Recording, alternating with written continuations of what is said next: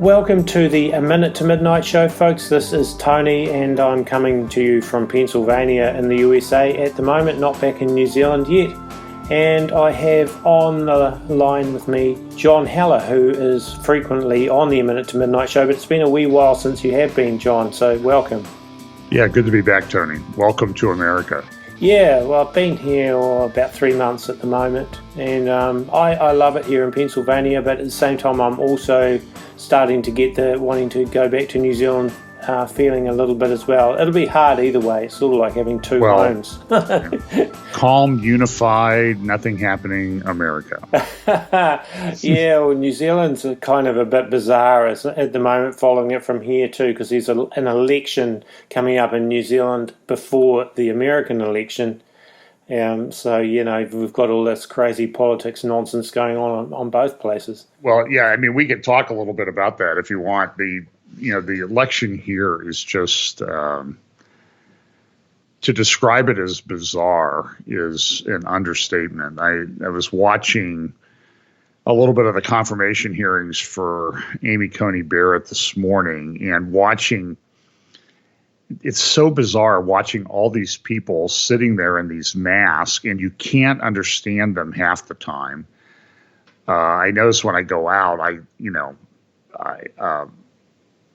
try not to wear a mask as much as possible, but if like I'm at a drive-through or something, I can't understand the people. I mean, it's hard enough to understand somebody at a restaurant drive-through, but now you throw in a mask into the equation with the lousy mics that they use, and it's impossible to hear these people. It's a maddening process. But then you add on top of that, you have these politicians running around. They're saying whatever they're saying, and it's hard to understand them. And so Joe Biden, to be honest with you, makes even less sense than he normally does. Yes, no, it's crazy. I mean, even walking into a shop and trying to talk to somebody, I find it so difficult here, especially with my Kiwi accent. In America, it's hard enough for people to understand what I'm saying half the time anyway. But put a mask on, which I hate having to wear, and, it's like, what are you trying to say? They can't understand, It's like, I know, and it's like everybody's deaf now, and it's like we all live in an old folks' home. Yeah, it's just insanity. It is, and so then, but you put on this. So we had this confirmation process going on with a lady that appears on every measure to be eminently qualified to serve on the United States Supreme Court, and I'll give you the example of the level to which it's sunk. There's an article this morning about someone who went to an all-Catholic girls' school with her in high school who says, I hope she's not confirmed. And like this is supposed to persuade people that this lady who has a sterling legal career, both in the law firm she's been in, the professorship that she had, the time that she served on the judge at the Circuit Court of Appeals. And so when somebody says, well, I thought she was a little bit stuck up in high school or something like that, and I wouldn't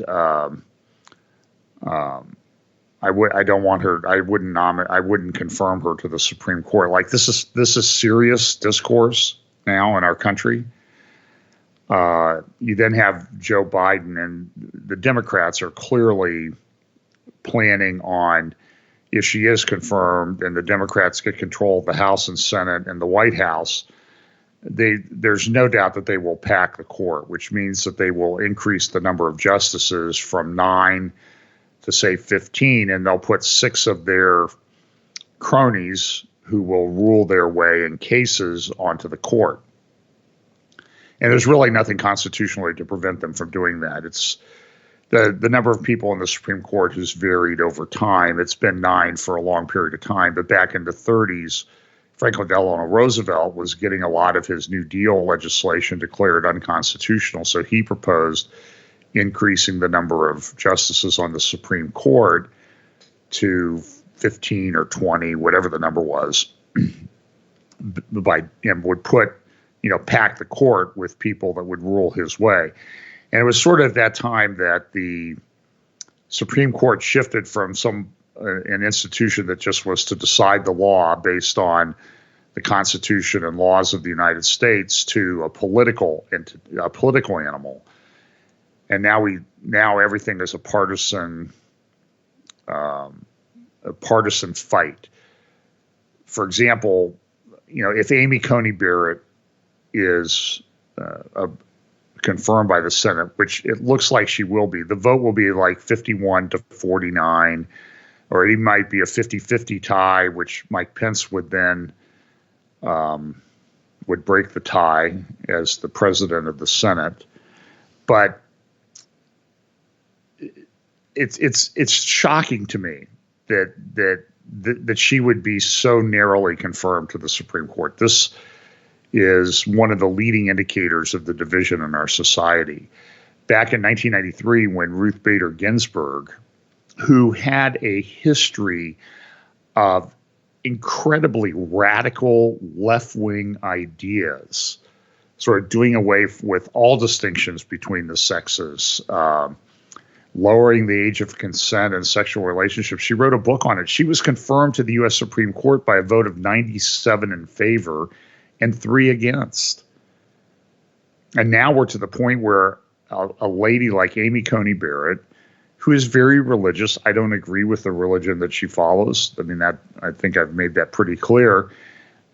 But, she's a mother of 7 children, 2 of whom are adopted. She has a incredible personal record and demeanor and morality, and she's just going to be barely approved.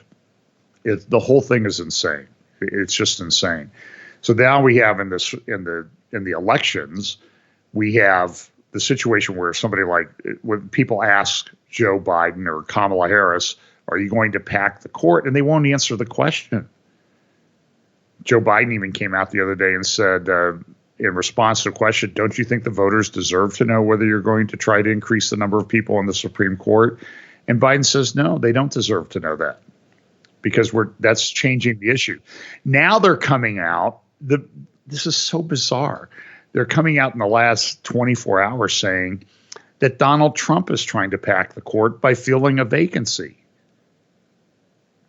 It's what he's allowed to do under the Constitution. And yeah, the Republicans are a bit of a hypocrite because they did not allow Obama to appoint someone to the Supreme Court in the last year of his. But you know what? That's politics, and they were able to do that. It sort of baited Harry Reid, the majority leader of the Senate, into doing away with the filibuster rule, where people would have to have 60 votes to get through. He changed it to a simple majority. Now they're complaining they want to bring back the filibuster. Well, you were the guys who put it out. It's a constant battle. And there's some mornings, as I do, I follow the news because I want to see what's happening, attack on Christian worldview and what's happening on the prophecy side of things. And I have to tell you, this morning I sat down and I started going through the news, and it was, I think, each day the amount of time that it takes me to get to the point where I just say, I'll go clean something in the house instead of pay attention to this nonsense. It just wears me out. Yeah, it's pretty much like that. I know a family here. I've seen that they're glued to Fox News basically all day, and of course you get other people the same with CNN, and it's like, I don't know. It seems like pretty crazy to me, the whole thing. And I did turn on MSNBC this morning. Morning Joe Scarborough, and his, I guess they're married now, Brzezinski's daughter, Mika Brzezinski. And it took me it was like a minute, and I was just, okay, I can't take this anymore. Because it's like we live in alternate universes. Like, we can't even agree on what facts are anymore. Yeah. I think that's deliberate. I think there's a deliberate agenda to skew everything so no one knows the truth about anything. Yeah, and I think it becomes nefarious people try to take advantage of that for control purposes. But I will say that my view is that the election will be logistical disaster. I don't know how it's going to be avoided. The Democrats have been pushing doing away with any restrictions on mail-in voting. One of my close friends said that he and his wife, they've lived in the house there for 10 years. They've received ballots that they could, if they wanted to, they could fill out and mail in the names of 8 different people at their house that used to live there, some of whom may not have ever been an eligible voter. And so what do you do in these circumstances? And so there are going to be court challenges to whatever happens. There's already been this narrative created that Trump will refuse, even if he wins on election night, it appears that he's won in a landslide. The narrative is, well, we have to count the mail-in ballots. There will be court challenges ad nauseum. Those will end up eventually at the Supreme Court, which is why it's important to get somebody there who is a tiebreaker, or could be a tiebreaker. I don't know how she'll rule, Amy Coney Barrett. I'm confident that Amy Coney Barrett will make rulings in the future that I will find to be very disappointing in terms of what my own political persuasion is. But without her there, the court vote could end up 4-4. And when the court is 4-4, the lower court decision will stand. So you will watch the Democrats run to court jurisdictions where there are a large number of Obama appointees. When you file a case in federal court, there's usually a blind draw. So here in my district, where we live in the Southern District of Ohio, we might have 9 federal judges. I'm just pulling a number out of a hat. I think it's about 9. And so when you file a case, it's a random draw. 2 cases might go to this judge, and then this case goes to this judge, and it rotates through, and then the next judge in the next batch will get 3 cases. So it's a totally blind random draw. But they will try to go to districts where there are a large number of Obama and other Democrat appointees, so they can get the case in front of a Democrat judge who is unfortunately, more likely to make up the law as they go along. And you see this happening all over the country. And they could, even if they don't get the judge they want, they could dismiss the case and refile it to try to get a different judge. So I do not believe myself that we will know the winner of the election with all these challenges when the time comes to count the electoral votes in early January. And if that extends out any period of time past July or January 20th, the date that the next president is supposed to be inaugurated and sworn in, it's going to be chaos. We're sort of in unprecedented territory. Now, I hope that the election results are clear and unmistakable, but I just don't think that that's going to be the case. And then when you layer on top of that all the stuff that's going on with the violence and protests and that type of thing in the cities, I think it's going to be a very, very rough. The next 90 days, I pray that it's only 90 days of chaos. I fear that it's going to extend beyond that.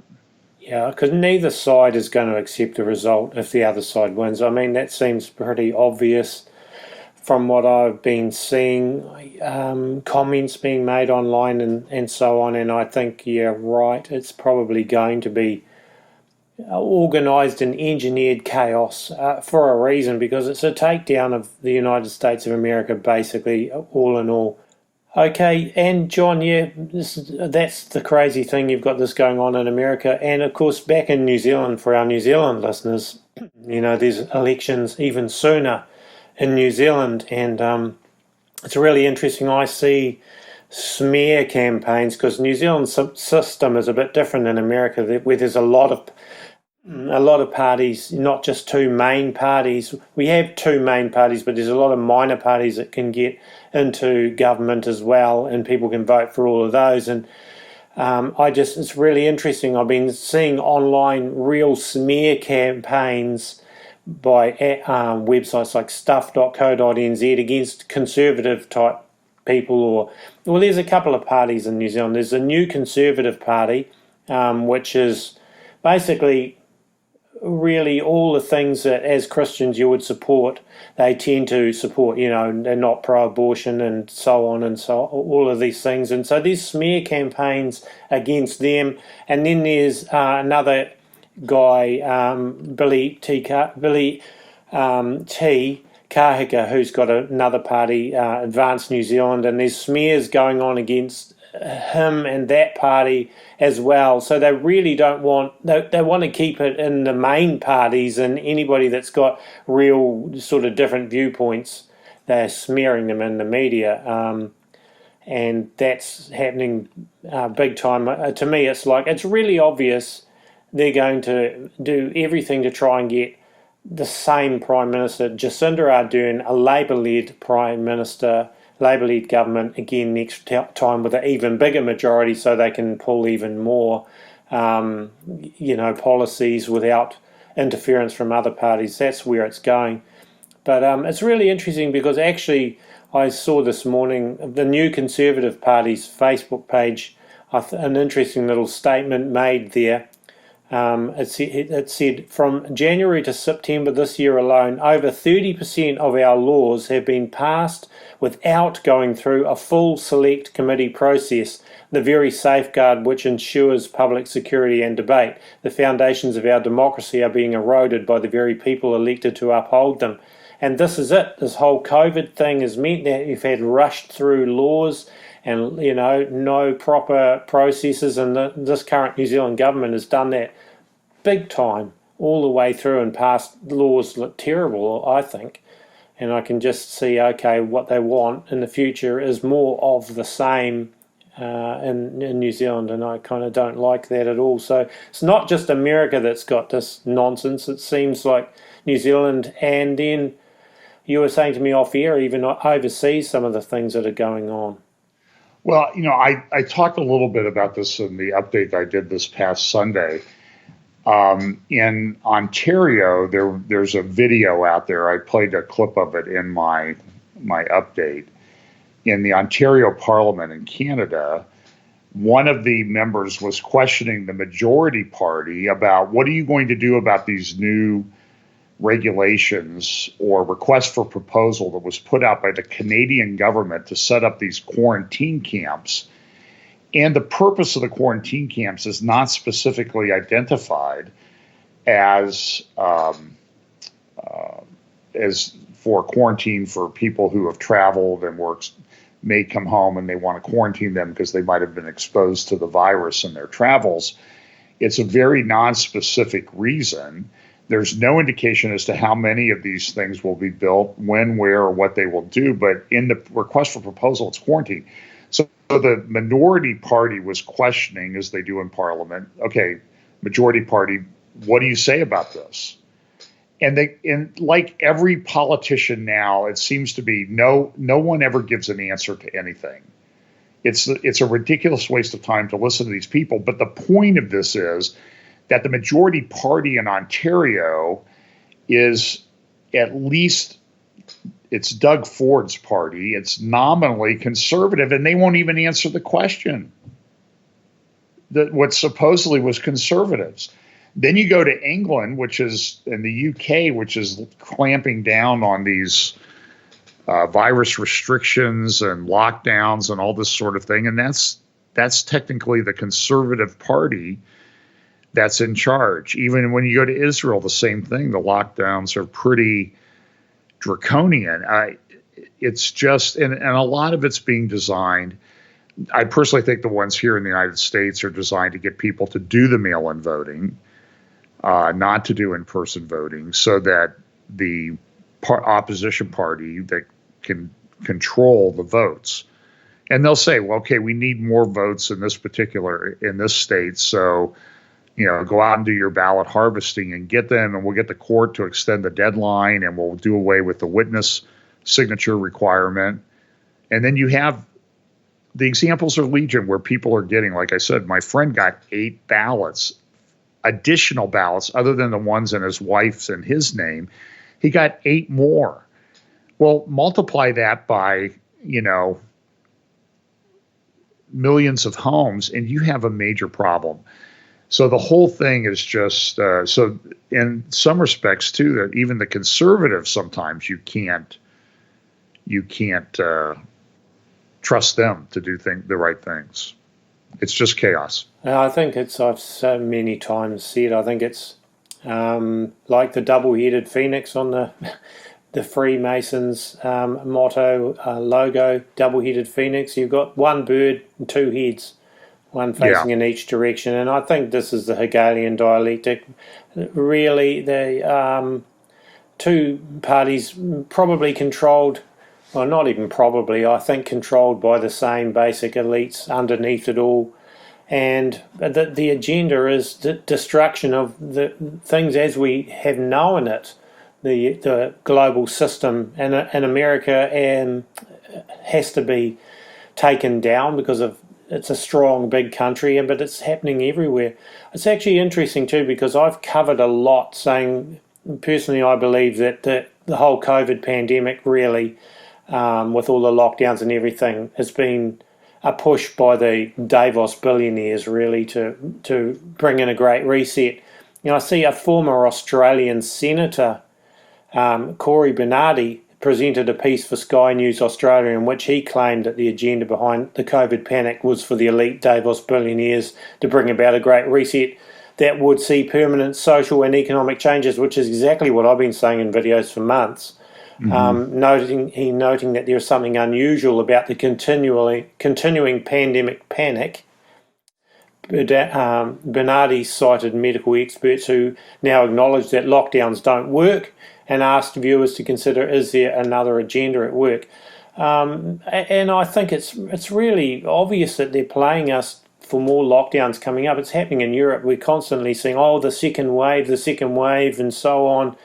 And Klaus Schwab, the founder and chairman of the World Economic Forum, has basically said now is a historical moment of time not only to fight the virus but to shape the system for the post-corona era. And that he's almost like an elite among the elites, that guy. And so this is what I see. It's just so frustrating watching this all happening because, in a lot of countries, as soon as you go, hey, we don't like this, or you want to protest, then the police will clamp down on you and you get fined or put imprisoned or whatever it is. In fact, I haven't got it in front of me, but I saw yesterday an Australian couple got fined in Melbourne $5,000 each for driving out of their, whatever it is, 5-kilometre range to get some vitamins and food. And the police arrested them or whatever, and they not just one charge for the couple, but each individual, $5,000 each for driving out of the 5K area during the lockdown or whatever. How did they know they were driving out of their range? How did they know they were driving out of the range? They were tracking them, weren't they? Yeah, they must, I guess. I don't know, but it's insanity. It is. I don't know what the answer is. And it's, I personally struggle with it. As someone who's older, I know I need to be careful with this thing. As you know from our discussion, our pastor, who at our little church here in Ohio, he got the COVID virus. And he did have a couple of conditions that were serious, but he had lived with those conditions, one of which he lived with all of his life, and he got the virus and he died. So I think to say that it wasn't the virus is a very naive thing, but it does happen. In the destructive effect of the virus is when you get it, the right. I think it's related. My personal opinion, it's related to viral load and dosage. So if you get exposed, I think one thing that a lot of people would ask, the first question I think a lot of Midnite listeners would ask was, had he been vaccinated for the flu in recent years? Because there seems to be a correlation between a lot of deaths with people that have had flu virus inoculations. I don't know the answer to that. He did have leukemia. He was a diabetic. But again, he had leukemia I've known him for 10 years, so he'd had leukemia for 2 or 3 years before that. And, so look, he was a high-risk individual, but there was an outbreak in a local school here, and he was involved in substitute teaching at that school. And I think he got exposed to a high dosage of the virus, a large load of it, and it made him sicker than it makes other people. So people don't even know that they've been sick.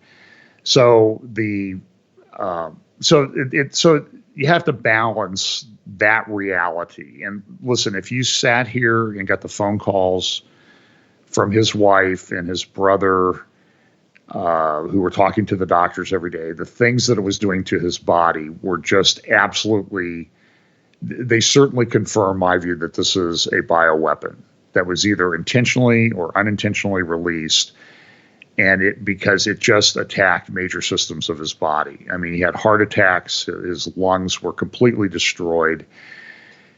So be that as it may, it's a problem, but then again, and whether it was planned or not, there are certainly people who had plans to take advantage of a situation like this. And we know, I'm sitting here looking at the strategic intelligence section of the World Economic Forum website, weforum.org/strategic intelligence, I think it is.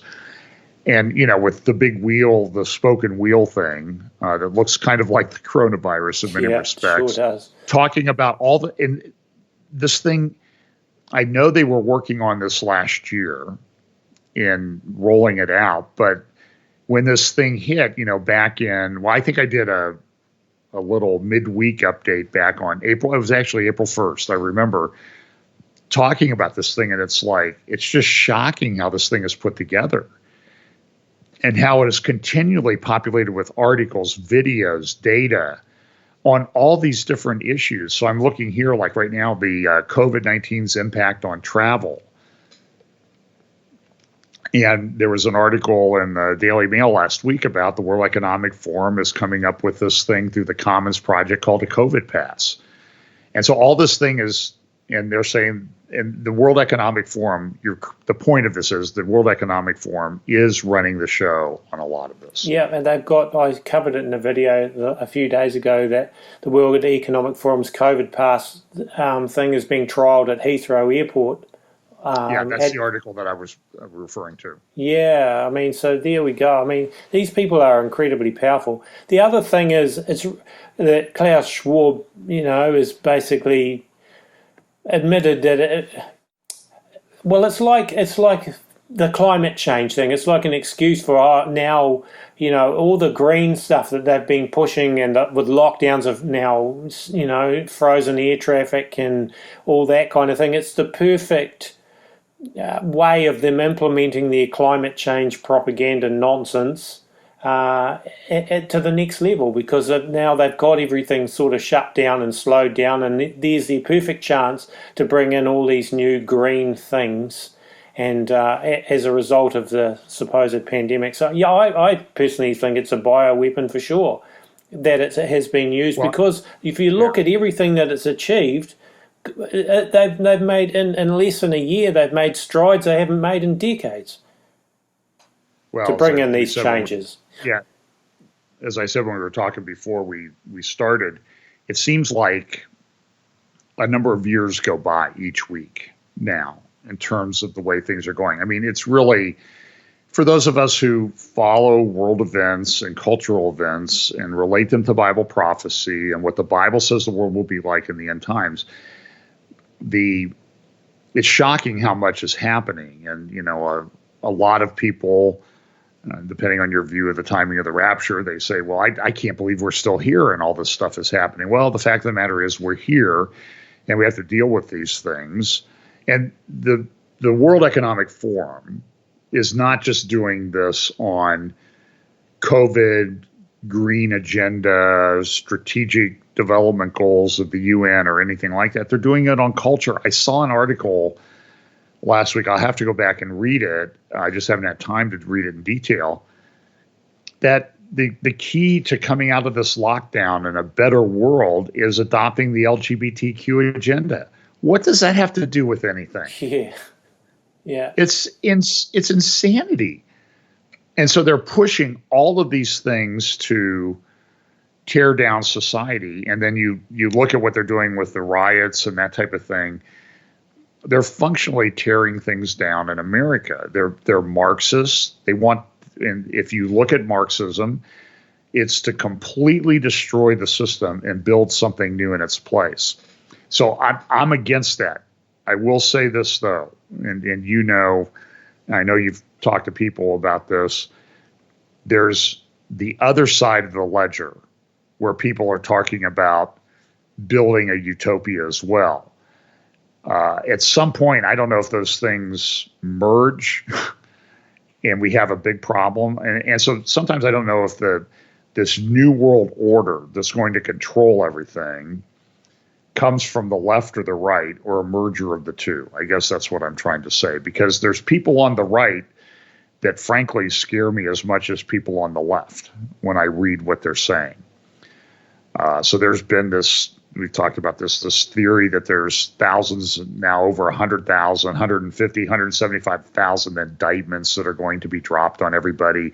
And we're going to take down the deep state and we're going to build this new world. And when you look at some of the people, not all of them, but some of the people that are pushing this, they're radical new age people behind this. New light and merging with our light destinies and all this sort of thing. And it's just, so it is the Hegelian dialectic. You got the tearing down on the left, you got the tearing down on the right. And it's a very chaotic time to live. There's no doubt about that. It certainly is, and yeah, the pushing of that LGBT agenda is big, and that's another thing I was looking at this morning, actually, in New Zealand with the election here, and again with the smear campaigns against the new Conservative Party, for example, here in stuff.co.nz. They ran an article, Stuff did a few days ago, called Kia Kids News, Going Behind the Glitter and Glee of New Zealand's First Drag Musical for Kids, believed to be a world's first. Kia Kids News reporter Charlie Bickerton, 11 years old, of Bellevue Primary School, went behind the scenes of the Glitter Garden showing at Wellington's Circa Theatre to find out more about the musical and what makes drag great for young people. And Charlie Bickerton, who, like I see, is 11, got her own drag makeover behind the scenes of the Glitter Garden. Then a New Zealand New Conservative Party candidate happened to use that in a Facebook post saying, this is not what we stand for, type of thing. Now he's got slammed, and Stuff put an article out today. Candidate uses photo of 11-year-old girl for anti-rainbow smear campaign, and the parents of the girl are upset their daughter's name and photo have been used by a political candidate for an anti-rainbow smear campaign. But the thing is, it was out there. Stuff put it out there with her picture and the whole article. Now they're going, oh, you can't use that for something that we don't like, kind of thing. But it's out there in the public, and so they're using that because the current Prime Minister and the current, New Zealand political system, parties in power are all in favour of all that kind of thing. So it's like, Look, I have to admit to you, when you started talking about this, I thought, okay, that really can't be true. And so while you've been talking here, I Googled it. Unbelievable. Yeah. It's unbelievable. And then they have the audacity, a drag musical extravaganza for children, the first of its kind in the world. Yeah. And then they have the attachment down there, suitable for all ages. What is going on? I've watched this stuff. I've talked about it. You've talked about it for years. And again, we're in this situation where I can't believe what I'm seeing.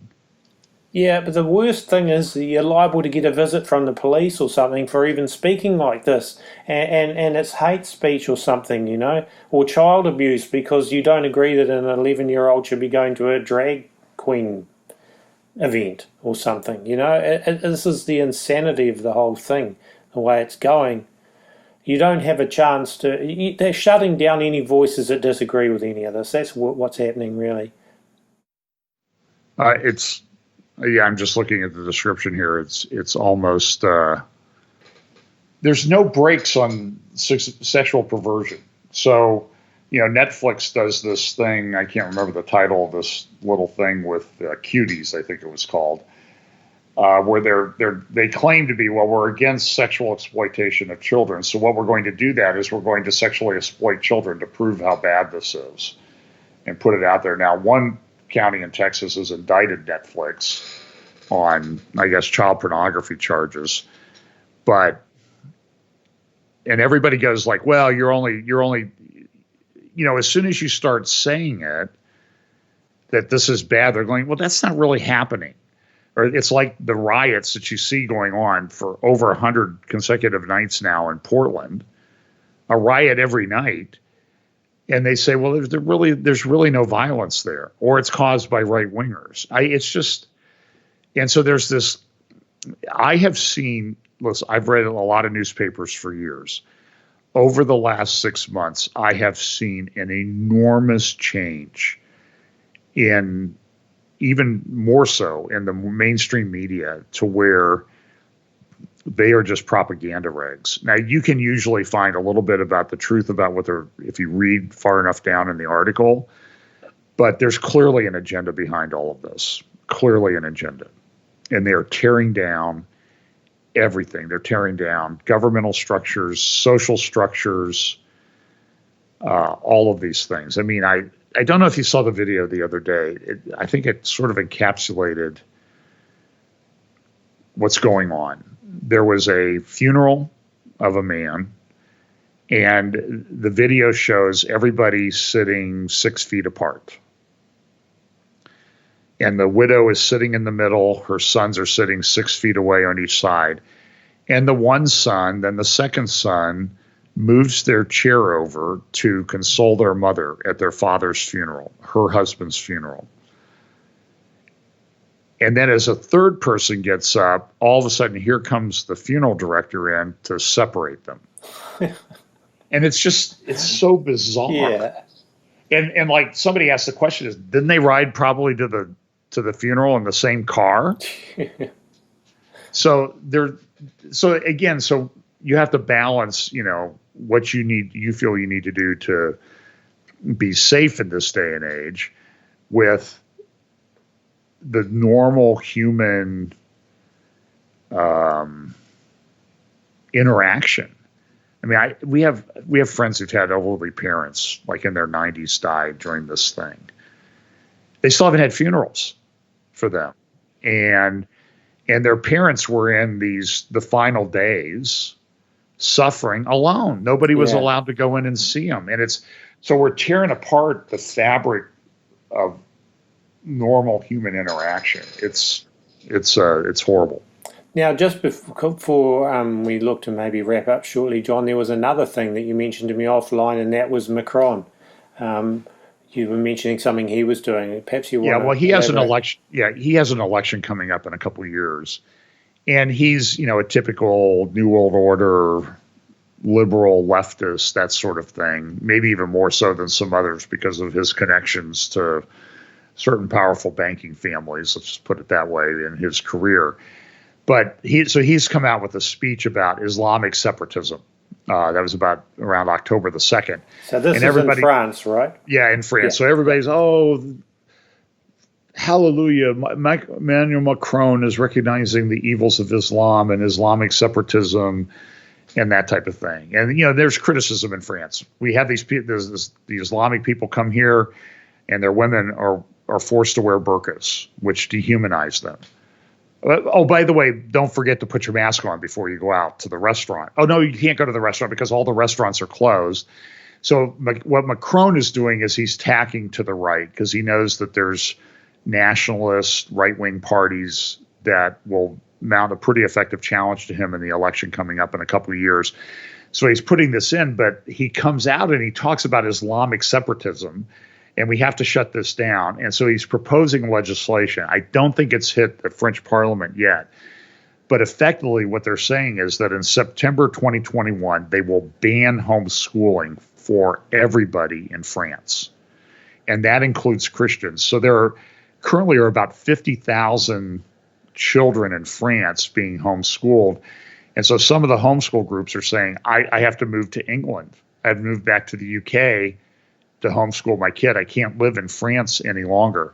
Now, Switzerland, we had some friends that lived in Germany, and they were homeschooling their kids, and Germany put in these restrictions, so they moved to Switzerland. Then Switzerland started putting in all these crazy restrictions on homeschoolers, and they came to the U.S. to finish homeschooling their kids. So this has been going on for some time, but now France is going to do it. So they always, the big public thing is Islamic separatism, but we're going to go after the Christians too. Well, you can see what they're actually doing is trying to bring everything under controlled government propaganda schools, Sure. so that nobody can educate their children outside of the indoctrination by the government. And this is happening globally, and of course it'll be world government. Well, we're rapidly heading towards that. It's just sort of little arms of the world government, really, in the United Nations. But you can see that's what it's all about. It's just it's insane. More insanity. And just let me say this quickly. There's a Financial Times editorial in today's Financial Times from the UK that talks about the strongmen who are working together but in conflict. And it's kind of an interesting take on how things are kind of coming together, because it won't be this monolithic New World Order. It will have a lot of conflicts and that type of thing.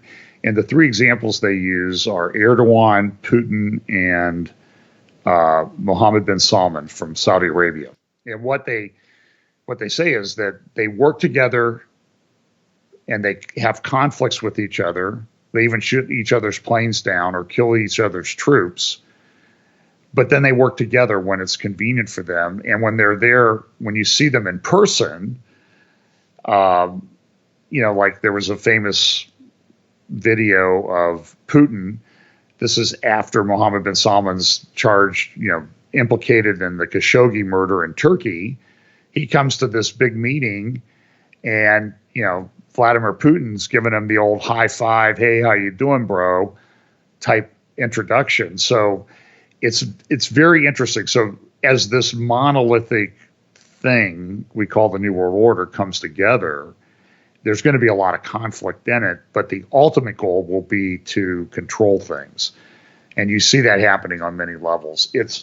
I just have to tell you, I've been watching this stuff for decades, and it's just, everything is just kind of being ripped apart at the present time. Now, I say this, and sometimes people accuse me of being fearful and nervous and that type of thing. Listen, I live my life. I go to the office occasionally. I just moved. I bought a house. But I also know that there's a lot of things going on in the scene, so I have to make preparations for that. But I also live, I would term it a fairly normal life right now. We go to church, we go to the store, we go to the restaurants that we like that are still open. For crying out loud, we went to go to one the other night. It's right in the middle, right in the heart of one of the biggest shopping areas in central Ohio. It's out of business. Tony, there's a huge reset coming, as you said. I drive by, I do a lot of work in commercial real estate in my legal practice. I drive by these big office buildings. Every office building that I see has a for lease sign on it. JP Morgan Chase has their main operational center here in central Ohio. It's one of the largest office buildings in the world. I believe it is bigger than the Pentagon.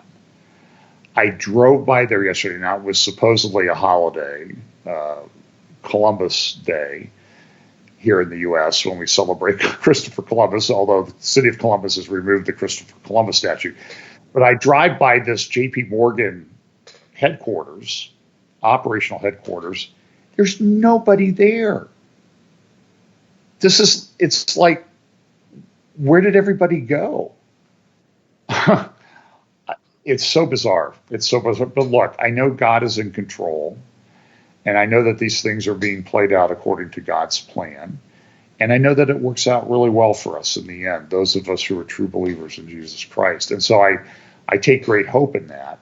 But I can't not look at what's going on in the world and not talk about it, because it's clear that this is what's going on. And it is troubling. It does bother me. It upsets me. I'm not fearful, though, but that doesn't mean, it's pointing out the obvious does not mean that I'm fearful, I guess is what I'm trying to say. But it's a crazy world. It is, and I think, for those of us that have been around for a while, it is watching the unraveling of everything that we've known, really, and being powerless to be able to change it. Feeling powerless, you maybe can make small changes in your own lives and things, but overall, the global picture, it's set in motion. The steamroller is rolling over everything now, and it's frustrating. I'm not fearful either, but sometimes it can be, you just feel like banging your head against a wall because you can see it all and you wonder how other people can't see what's really going on. But anyway, it is what it is. So, well, John, it's been a pretty interesting discussion again, and I want to thank you for being on the show. And so, perhaps if you've got any last words that you want to share to the listeners before we close off, that'd be great. Look, folks, you really need to share the gospel of Jesus Christ with those around you. That is the only hope for this world.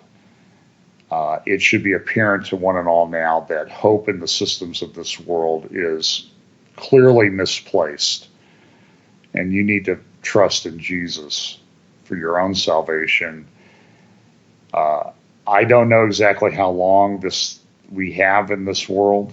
The odds are that I'm going to pass away and die before all this happens, but maybe not. But be that as it may, you need to pay attention to what's going on and take some preparations, because you have a family to take care of.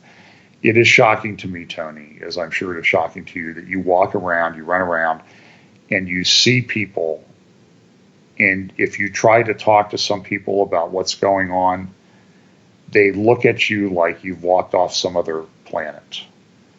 Like, what are you talking about? It's not that bad. It's just amazing to me that people cannot see what's going on. So, but listen, Jesus will take care of it. He's coming back. And in the meantime, we got to fight for what's right. Yep. Well, thank you, John. Thanks very much for being on the show. Yeah. And folks, don't forget our website, aminutemidnight.com, and also John's. You can find John at Fellowship Bible Chapel on YouTube as well. And A Minute to Midnight is run 100% by donations.